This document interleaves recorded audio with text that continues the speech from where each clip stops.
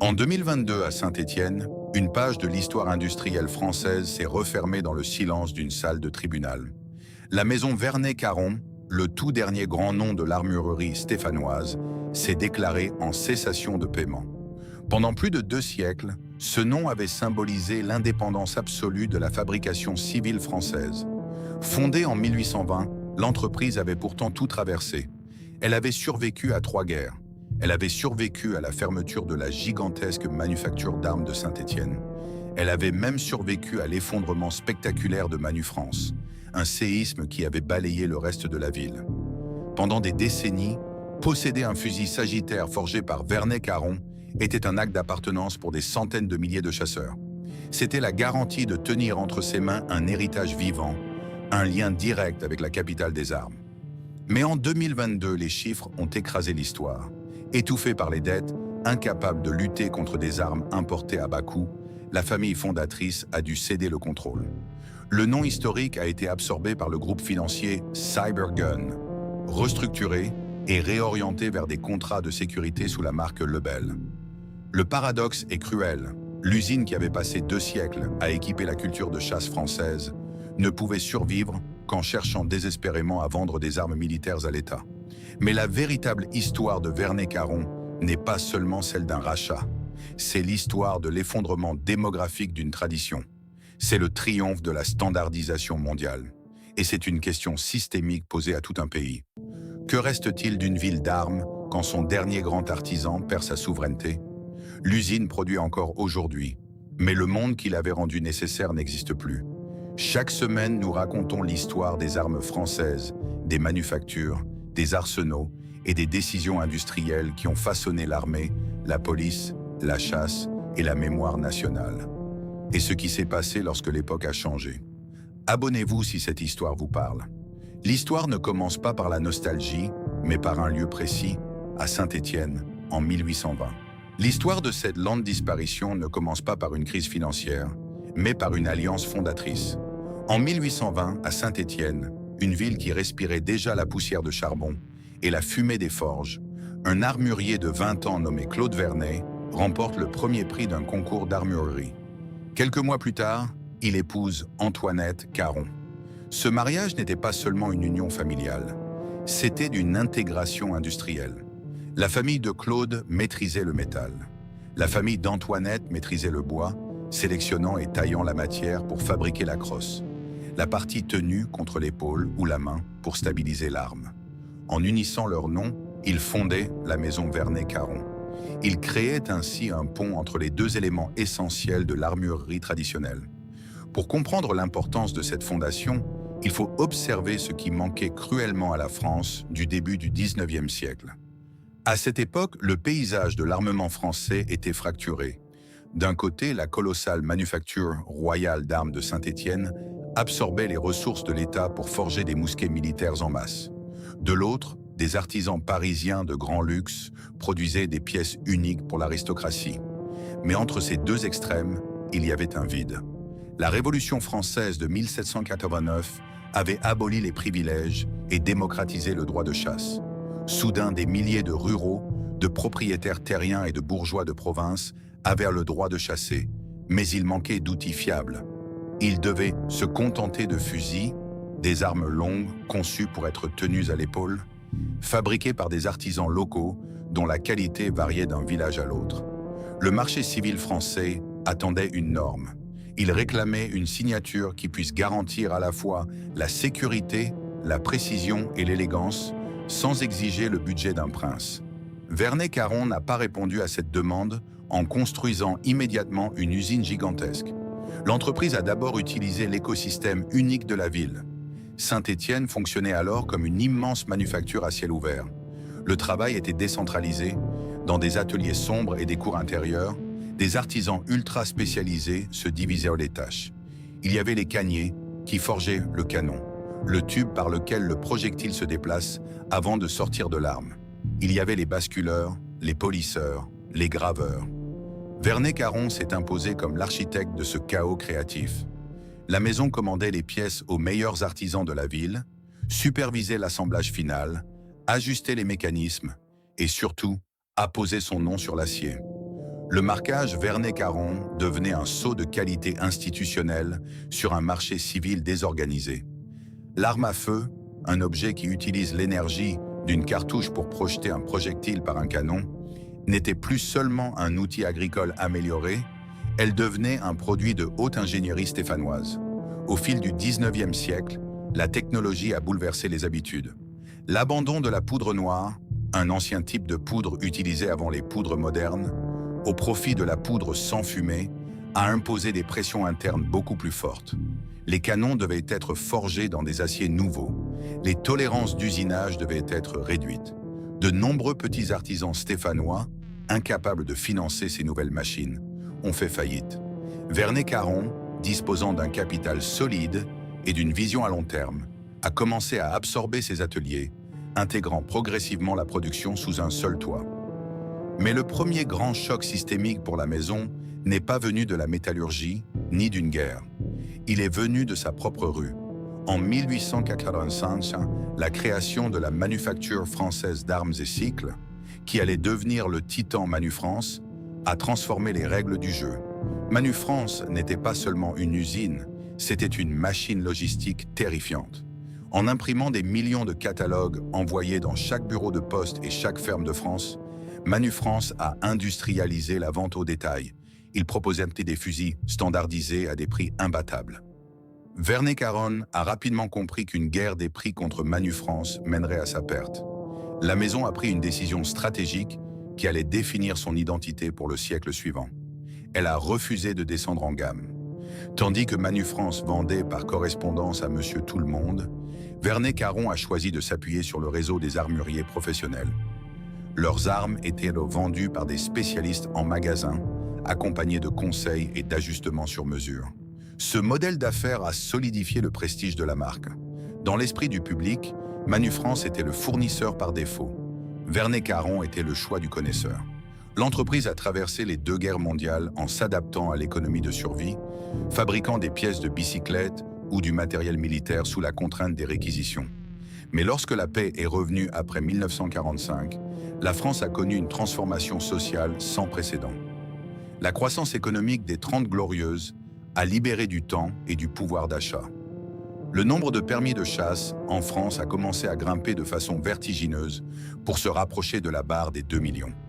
Des cohortes de nouveaux chasseurs se présentaient dans les armureries de province. Le modèle traditionnel, semi-artisanal, n'arrivait plus à suivre la cadence. La demande ne portait plus seulement sur les vieux fusils à canon juxtaposés.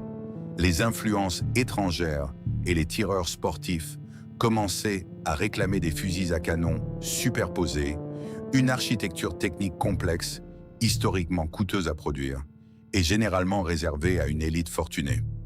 Vernet-Caron se trouvait à un carrefour industriel. Continuer à produire de petites quantités d'armes de luxe signifiait abandonner ce marché de masse en pleine explosion à la concurrence étrangère. Mais industrialiser massivement risquait de détruire la réputation de qualité centenaire de la marque. La maison avait survécu à 1 siècle et demi de bouleversements, aux guerres, aux changements de poudre et à l'empire Manufrance. Mais la véritable percée n'allait pas se faire en regardant vers le passé artisanal. Elle allait exiger une machine et une invention capables de démocratiser le luxe armurier pour un pays tout entier. En 1966, la France des 30 Glorieuses se transformait à une vitesse fulgurante. Le pays s'équipait en automobiles, en électroménager et en nouvelles infrastructures. Avec cette croissance économique sans précédent, le pouvoir d'achat explosait et le temps libre devenait une nouvelle norme sociale. Dans les campagnes, les forêts de Sologne, les plaines de la Beauce ou les montagnes des Alpes, la chasse n'était plus une simple nécessité alimentaire issue des privations de l'après-guerre. Elle n'était plus non plus le privilège exclusif des grands propriétaires terriens. Elle devenait le loisir national par excellence, un rite de passage réunissant bientôt près de 2 millions de détenteurs de permis. Cette nouvelle armée pacifique de chasseurs français voulait moderniser son équipement. Depuis des générations, le standard absolu dans les râteliers de province était le fusil à canon juxtaposé, une arme longue conçue pour être tenue à l'épaule, où les 2 tubes par lesquels le projectile se déplace sont placés côte à côte. Mais une nouvelle influence, venue en partie du tir sportif et des fabricants italiens ou belges commençaient à dicter la mode. Le fusil à canon superposé. Dans cette architecture, les deux canons sont placés verticalement l'un au-dessus de l'autre, offrant aux tireurs un champ de vision beaucoup plus dégagé et une meilleure prise en main. Le problème n'était pas l'idée, mais la réalité industrielle. Historiquement, fabriquer un fusil superposé était un cauchemar technique.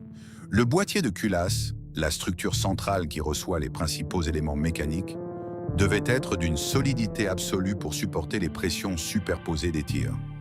Le verrou, un élément de fermeture qui maintient la culasse en place pendant la phase de tir, exigeait un ajustage manuel d'une précision diabolique. Dans les ateliers traditionnels de Saint-Étienne, cela signifiait des heures, voire des jours, de travail à la lime par des artisans hautement qualifiés. Par conséquent, le fusil superposé restait une arme de luxe, inaccessible au budget d'un ouvrier qualifié ou d'un agriculteur moyen.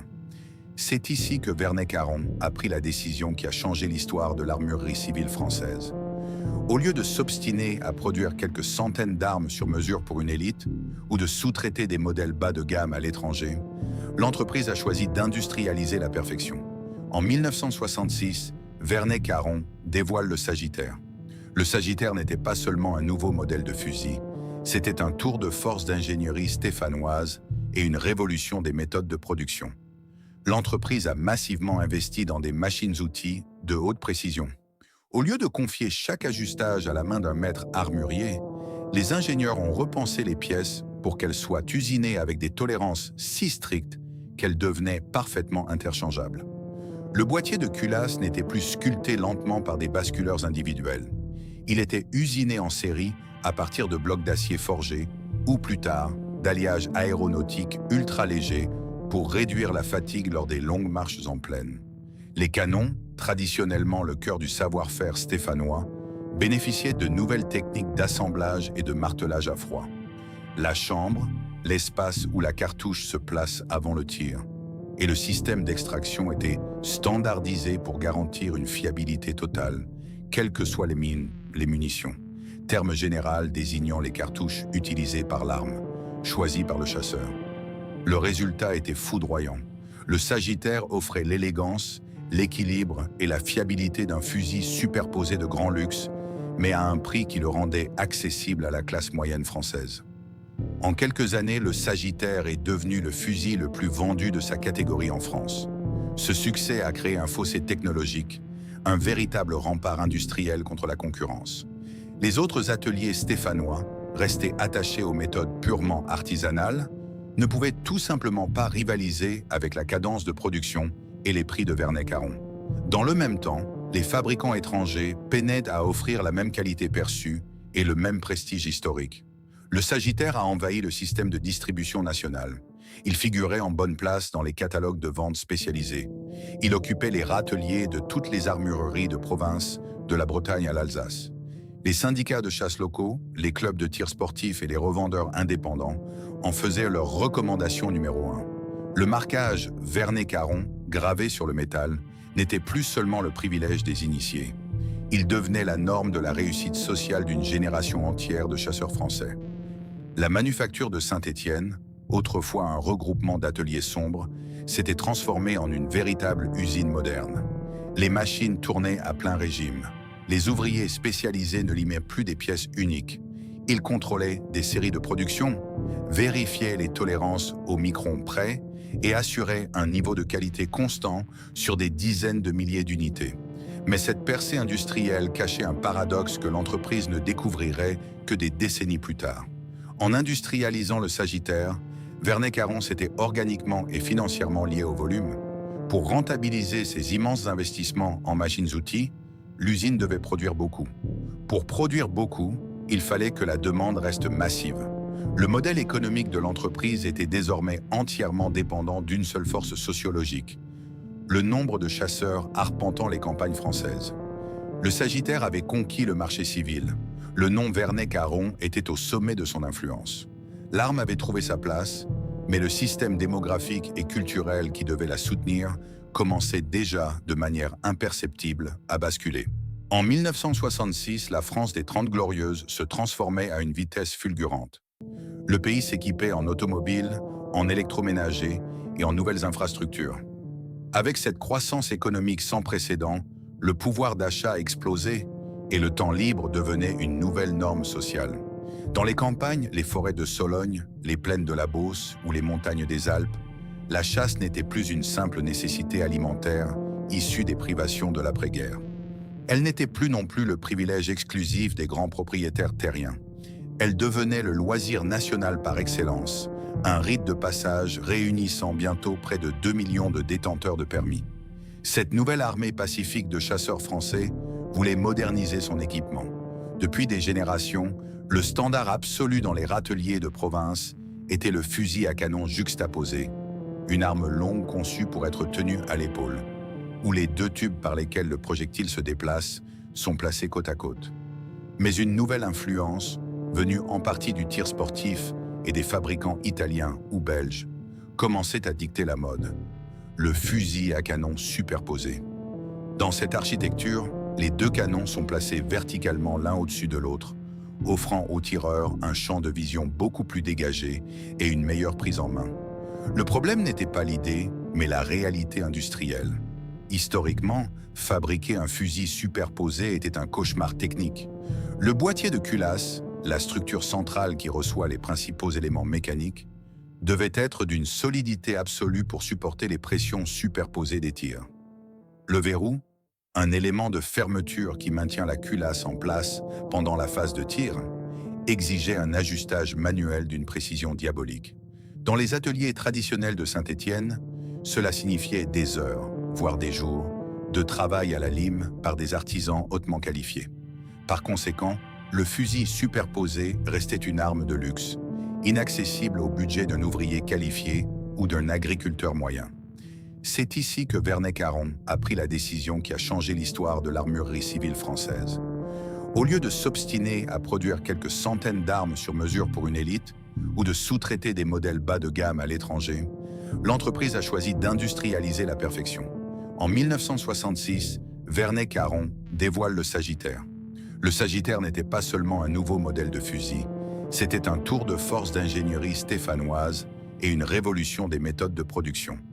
L'entreprise a massivement investi dans des machines-outils de haute précision. Au lieu de confier chaque ajustage à la main d'un maître armurier, les ingénieurs ont repensé les pièces pour qu'elles soient usinées avec des tolérances si strictes qu'elles devenaient parfaitement interchangeables. Le boîtier de culasse n'était plus sculpté lentement par des basculeurs individuels. Il était usiné en série à partir de blocs d'acier forgés ou plus tard d'alliages aéronautiques ultra légers pour réduire la fatigue lors des longues marches en plaine. Les canons, traditionnellement le cœur du savoir-faire stéphanois, bénéficiaient de nouvelles techniques d'assemblage et de martelage à froid. La chambre, l'espace où la cartouche se place avant le tir, et le système d'extraction était standardisé pour garantir une fiabilité totale, quelles que soient les munitions, terme général désignant les cartouches utilisées par l'arme, choisies par le chasseur. Le résultat était foudroyant. Le Sagittaire offrait l'élégance, l'équilibre et la fiabilité d'un fusil superposé de grand luxe, mais à un prix qui le rendait accessible à la classe moyenne française. En quelques années, le Sagittaire est devenu le fusil le plus vendu de sa catégorie en France. Ce succès a créé un fossé technologique, un véritable rempart industriel contre la concurrence. Les autres ateliers stéphanois, restés attachés aux méthodes purement artisanales, ne pouvaient tout simplement pas rivaliser avec la cadence de production et les prix de Vernet-Caron. Dans le même temps, les fabricants étrangers peinaient à offrir la même qualité perçue et le même prestige historique. Le Sagittaire a envahi le système de distribution nationale. Il figurait en bonne place dans les catalogues de vente spécialisés. Il occupait les râteliers de toutes les armureries de province, de la Bretagne à l'Alsace. Les syndicats de chasse locaux, les clubs de tir sportifs et les revendeurs indépendants en faisaient leur recommandation numéro 1. Le marquage Vernet-Caron, gravé sur le métal, n'était plus seulement le privilège des initiés. Il devenait la norme de la réussite sociale d'une génération entière de chasseurs français. La manufacture de Saint-Étienne, autrefois un regroupement d'ateliers sombres, s'était transformée en une véritable usine moderne. Les machines tournaient à plein régime. Les ouvriers spécialisés ne limaient plus des pièces uniques.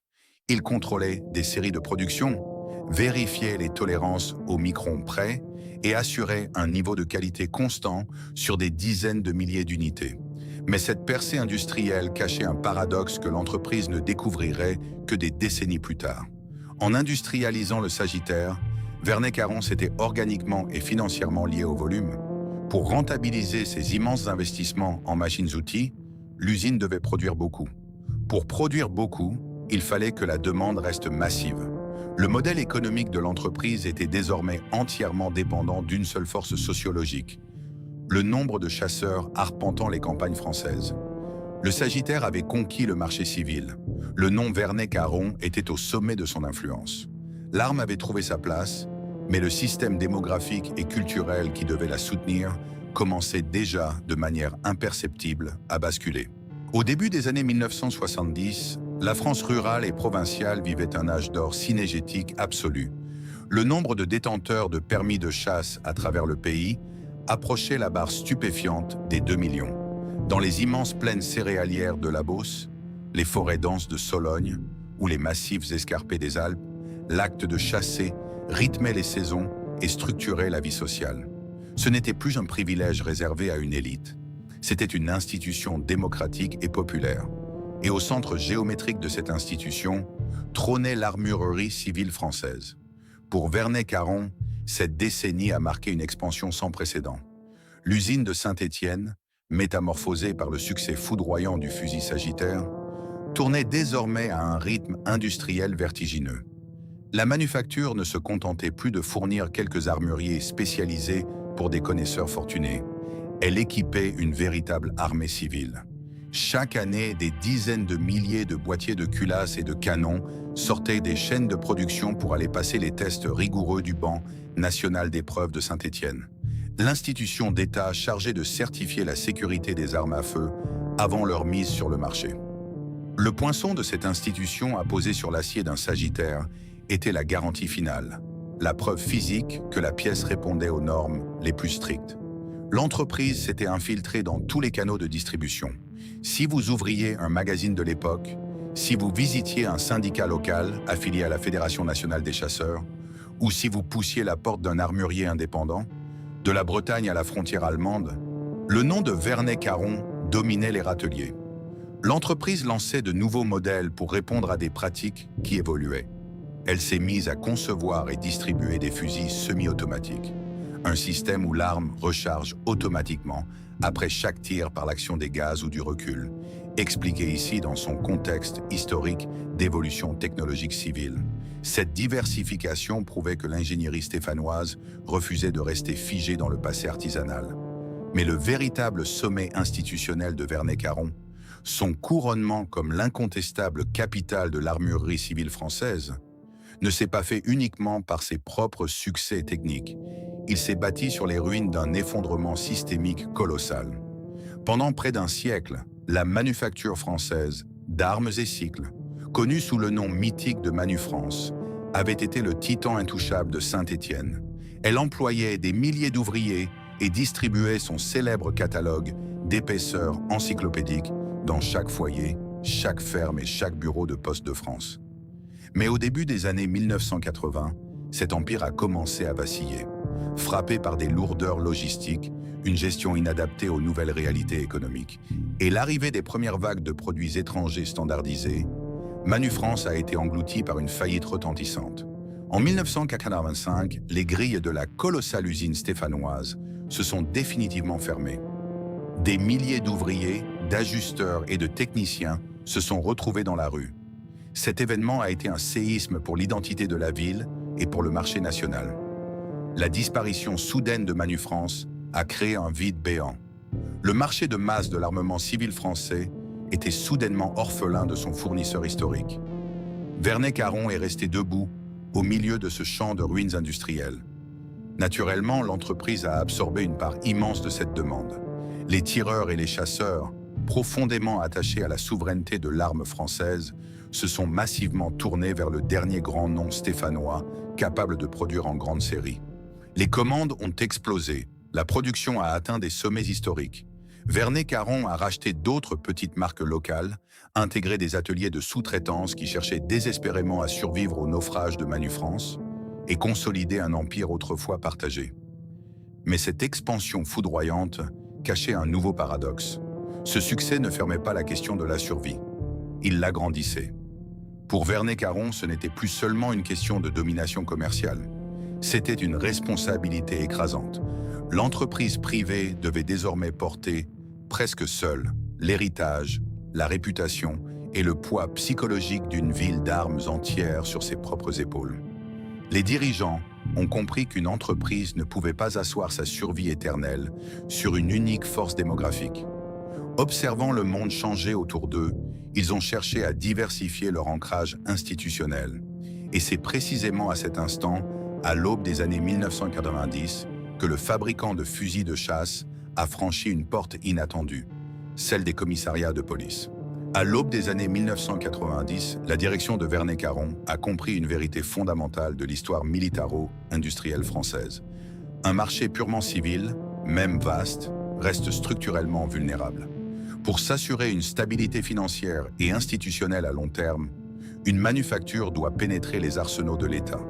Mais comment une entreprise familiale traditionnellement vouée à la forêt et à la plaine pouvait-elle séduire le ministère de l'Intérieur ou les commissions d'achat gouvernementales? La réponse n'a pas pris la forme d'un fusil d'assaut ou d'un pistolet semi-automatique classique, mais celle d'une invention radicale qui allait redéfinir la doctrine du maintien de l'ordre en France. Le flashball. Conçu à l'origine par un inventeur indépendant spécialisé en balistique, le flashball était l'une des premières véritables armes sublétales de conception moderne. Un système conçu pour neutraliser un individu par un choc cinétique lourd, tirant des sphères en caoutchouc souple, sans intention mortelle. Sur le papier, le concept répondait parfaitement à une crise institutionnelle et doctrinale qui paralysait la police française. Face à l'évolution des violences urbaines, les forces de l'ordre se trouvaient face à un vide opérationnel. Entre la matraque, qui exigeait un corps-à-corps dangereux, et l'arme réglementaire tirant des balles en plomb, il manquait un échelon intermédiaire de neutralisation à distance. Vernet Caron a acquis les droits, perfectionné le mécanisme de double détente et utilisé sa formidable machine industrielle stéphanoise pour standardiser la production. Le résultat a bouleversé l'équipement des forces de sécurité. En 1995, puis par vagues successives tout au long des années 2000, le flashball est entré en dotation, l'attribution officielle d'un équipement à une administration, au sein des brigades anticriminalité, BAS, de la police nationale et de la gendarmerie. Le contraste sur le sol de l'usine stéphanoise était alors saisissant. D'un côté de l'atelier, des artisans hautement qualifiés continuaient d'ajuster manuellement des crosses en noyer et d'affiner la bascule des fusils de chasse haut de gamme pour des clients traditionnels. De l'autre côté, de nouvelles lignes d'assemblage manipulaient des polymères noirs et des alliages aéronautiques pour assembler en cadence les flashballs destinés aux commissariats parisiens ou marseillais. Saint-Étienne retrouvait ainsi, sous un seul toit privé, sa double identité historique. Celle de la nature et celle de l'État. C'était le sommet absolu de l'empire Vernet Caron. Le succès technique se doublait d'un triomphe systémique que la ville n'avait plus connu depuis les grandes heures de la manufacture nationale. Le marquage stéphanois n'était plus seulement la garantie d'une saison de chasse réussie, il était devenu un instrument de l'autorité publique, enfermé dans les armureries blindées des forces de l'ordre. À ce moment précis de l'histoire, la manufacture produisait des dizaines de milliers d'armes par an. Elle dominait les vitrines des armureries de province. Elle exportait ses carabines rayées vers les États-Unis. Elle remportait les appels d'offres du ministère de l'Intérieur. L'entreprise employait des dizaines d'ouvriers, préservait le patrimoine de l'usinage complexe et maintenait vivante l'illusion qu'une souveraineté armurière indépendante était encore possible en France. L'entreprise était parvenue à porter seule le poids de la légende stéphanoise. Mais ce couronnement industriel cachait une faille béante. Le succès de l'usine reposait sur une illusion de permanence. Le problème n'était pas la fiabilité de leur mécanisme de tir ou la qualité de leur acier forgé. Le problème était que les fondations démographiques et politiques de l'armement français étaient sur le point de s'effondrer. Dans les campagnes, le nombre de permis de chasse amorçait une chute libre irrémédiable, divisant bientôt le marché par deux.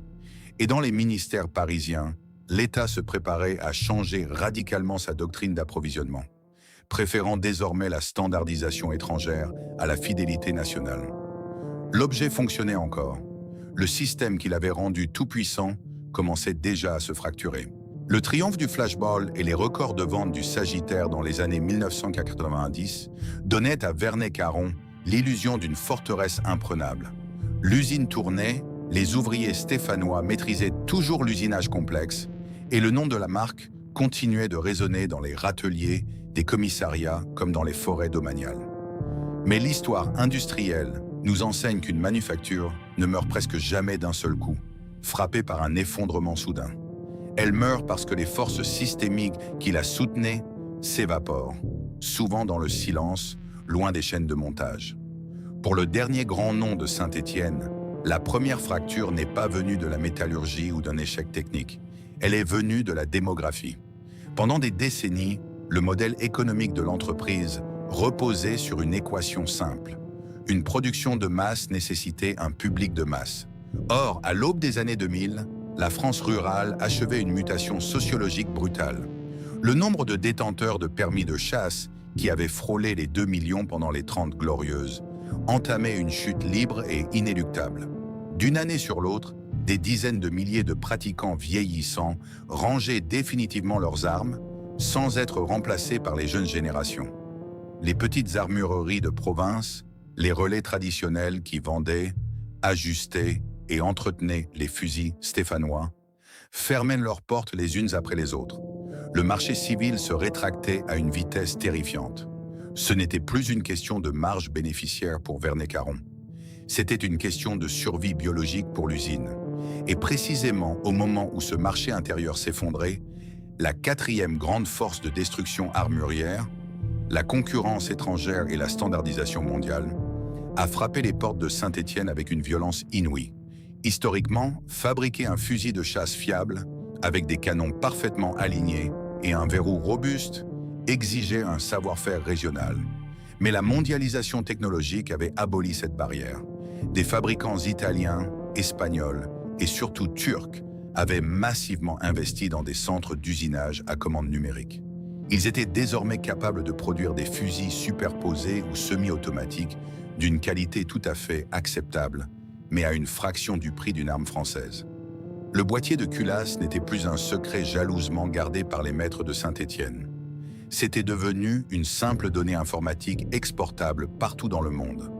Face à des armes importées coûtant 2 ou 3 fois moins cher, le prestige du marquage « Made in France » ne suffisait plus à convaincre un public dont le pouvoir d'achat stagnait. Prise en étau entre la disparition de ses clients et l'invasion de produits standardisés à bas coût, la direction de Vernet-Caron a compris que s'obstiner uniquement sur le marché civil la conduirait à l'asphyxie. Pour maintenir une usine de cette taille en vie, il fallait absolument décrocher de grands contrats d'État. L'entreprise devait opérer une mutation génétique, passer du statut de fournisseur de loisirs à celui d'acteur de la défense nationale. C'est ainsi qu'au cours des années 2010, la maison stéphanoise a lancé un programme d'armement audacieux et désespéré. Ils ont créé une nouvelle division, baptisée Vernet-Caron Security, ressuscitant même pour l'exportation le nom mythique de Lebel, en hommage au célèbre fusil de 1896. L'objectif était de proposer des armes militaires et policières capables de concurrencer les géants mondiaux. Leur produit phare fut le VCD-15. Il s'agissait d'un fusil d'assaut, une arme d'épaule à tir sélectif conçue historiquement pour le combat militaire moderne, basée sur l'architecture mondialement connue de l'AR-15 américain. L'idée semblait logiquement parfaite. L'armée française préparait le remplacement de son mythique FAMAS vieillissant. La police et la gendarmerie cherchaient à moderniser leurs arsenaux face aux nouvelles menaces balistiques. Quoi de plus symbolique que de voir l'État français confier la sécurité de la nation au dernier grand fabricant de la capitale des armes? Les ingénieurs stéphanois ont travaillé avec acharnement. Ils ont adapté leurs machines, appris à maîtriser les alliages aéronautiques et les polymères tactiques et conçu une arme fiable, testée et éprouvée. Le VCD-15 fonctionnait. L'outil industriel de Saint-Étienne prouvait qu'il était encore capable de s'aligner sur les standards de l'OTAN. Mais Vernet-Caron allait heurter de plein fouet la deuxième grande force destructrice de l'armement, la doctrine, le système de procurement et l'implacable logique administrative de l'État. Dans le système d'approvisionnement militaire du XXIe siècle, avoir une bonne arme ne suffit plus. Lorsqu'une commission d'État lance un appel d'offres, le processus administratif visant à sélectionner le meilleur fournisseur, elle n'évalue pas seulement la balistique, elle évalue la capacité financière de l'entreprise à garantir une production de dizaines de milliers d'unités sans faire faillite. Elle exige des références de combat internationales. Elle demande des garanties de maintenance sur 30 ans, face à des titans de l'industrie mondiale comme le groupe allemand Heckler & Koch, qui produisait déjà le HK416 pour plusieurs armées de l'OTAN. La petite entreprise familiale stéphanoise ne faisait pas le poids administrativement. Elle n'avait ni les reins financiers, ni le volume de production nécessaire pour rassurer les technocrates du ministère de la Défense. Le couperet institutionnel est tombé. Les grands contrats de remplacement de l'armée et de la police ont été attribués à l'étranger. La France a choisi la sécurité d'une standardisation mondiale éprouvée plutôt que le risque d'un sauvetage industriel national. La manufacture avait fabriqué une arme aux normes mondiales, mais elle découvrait une vérité glaciale. Dans le système d'approvisionnement moderne, l'État n'achetait plus une identité nationale, il achetait une garantie financière. L'usine était désormais seule face à ses dettes. L'échec du programme VCD-15 n'était pas seulement une déception commerciale, c'était un gouffre comptable d'une profondeur mortelle.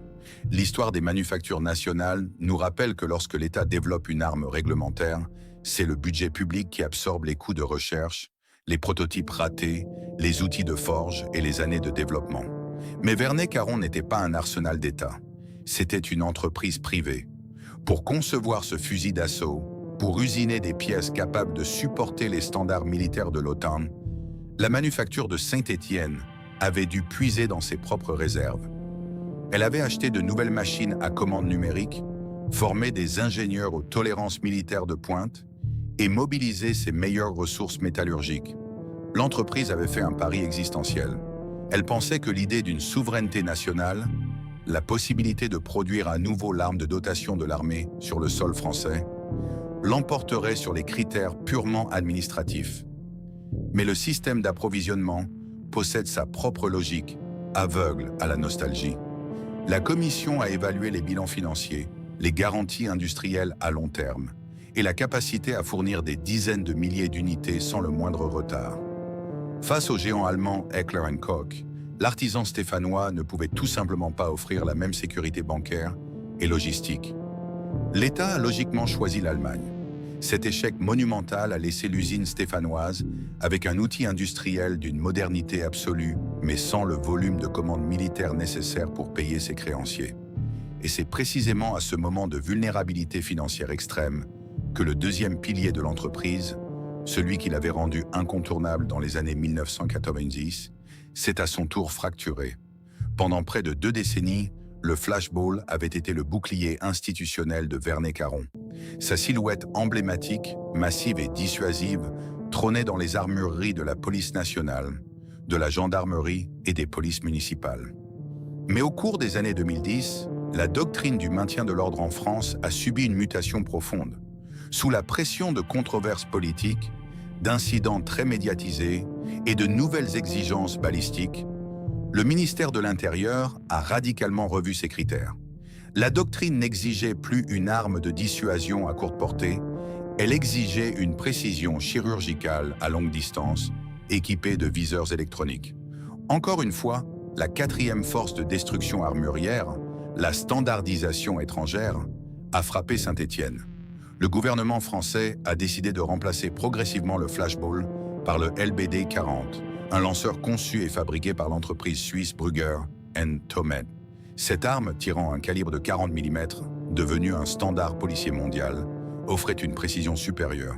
Le marché policier de masse qui avait compensé la baisse des ventes civiles de Vernet-Caron s'évaporait d'un seul coup. L'arme française, autrefois pionnière, devenait obsolète face à une munition étrangère. Les contrats de renouvellement ont disparu. L'outil stéphanois était écarté. La manufacture se retrouvait coincée dans un piège industriel mortel. D'un côté, le ministère de la Défense refusait d'acheter ses fusils d'assaut. De l'autre, le ministère de l'Intérieur retirait ses armes de maintien de l'ordre. Vernet-Caron était lentement et inexorablement repoussé vers son seul marché d'origine, la chasse civile. Mais ce marché n'était plus qu'une ombre. Le déclin démographique des chasseurs français n'était plus une simple projection sociologique, c'était un effondrement physique. Les vieux fidèles du fusil sagittaire vieillissaient et ne renouvelaient plus leur arsenal. Les nouvelles générations, infiniment moins nombreuses, abordaient la pratique différemment. Ceux qui achetaient encore des armes se tournaient massivement vers les productions italiennes ou vers la Turquie, où des usines géantes produisaient des armes semi-automatiques d'une fiabilité redoutable pour un tiers du prix d'une arme française. Dans un marché national dominé par la compression des coûts, la tradition stéphanoise devenait un luxe que de moins en moins d'utilisateurs acceptaient de payer. Les détaillants, eux-mêmes en grande difficulté, annulaient ou réduisaient leurs commandes de fin d'année. Les stocks invendus s'accumulaient dans les entrepôts de la manufacture. Les boîtiers de culasse et les canons restaient sur les étagères.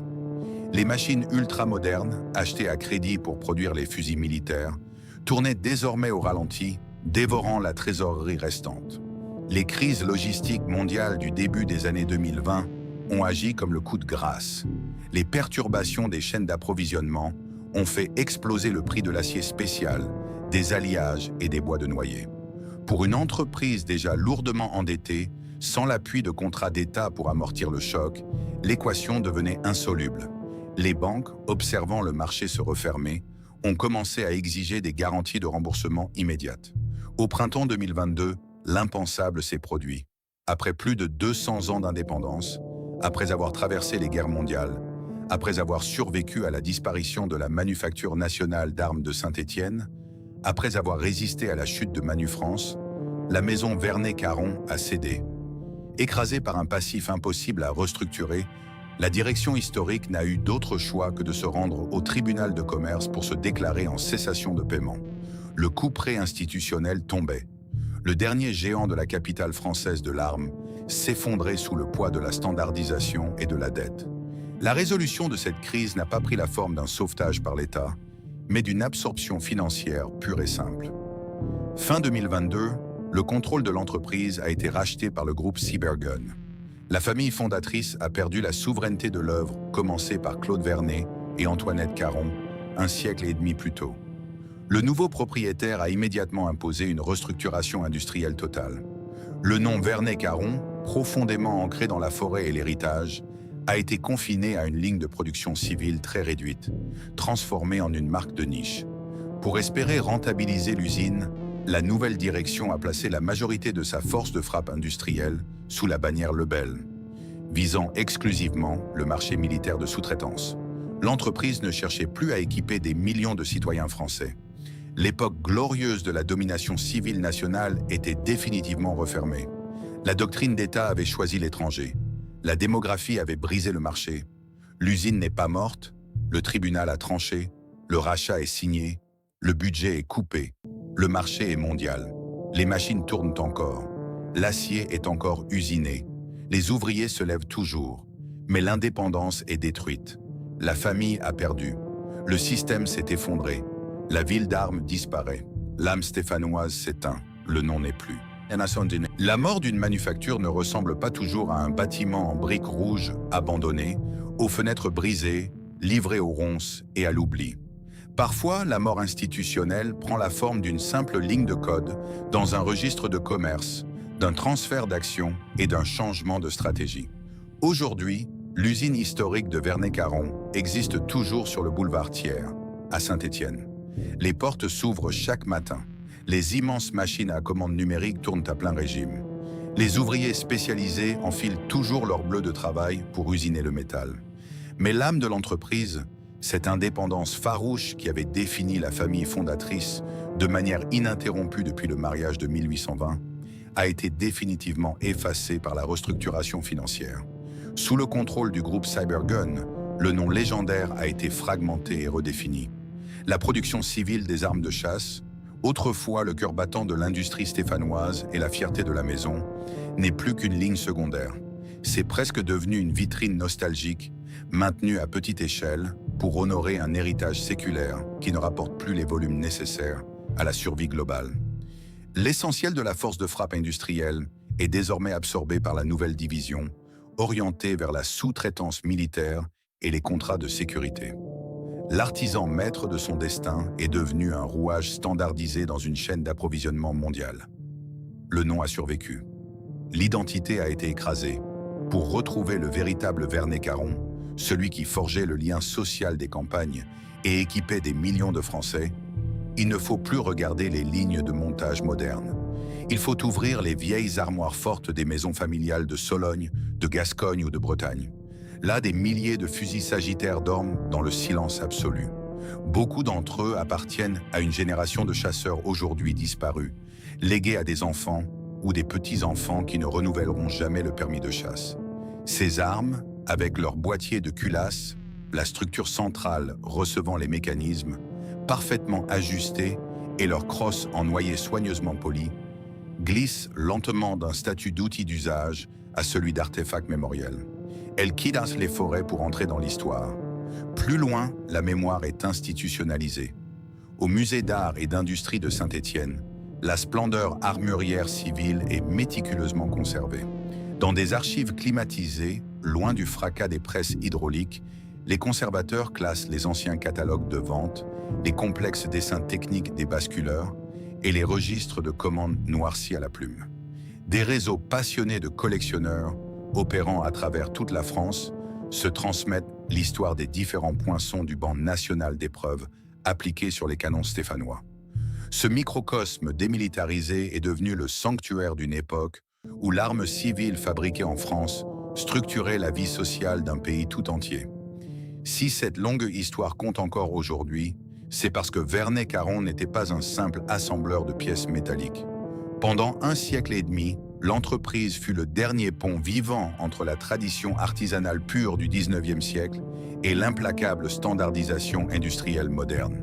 Elle avait prouvé, contre toute attente, qu'une manufacture privée française pouvait démocratiser le luxe mécanique, offrir la fiabilité à la classe moyenne et tenir tête aux géants étrangers sans jamais dépendre des subventions directes de l'État.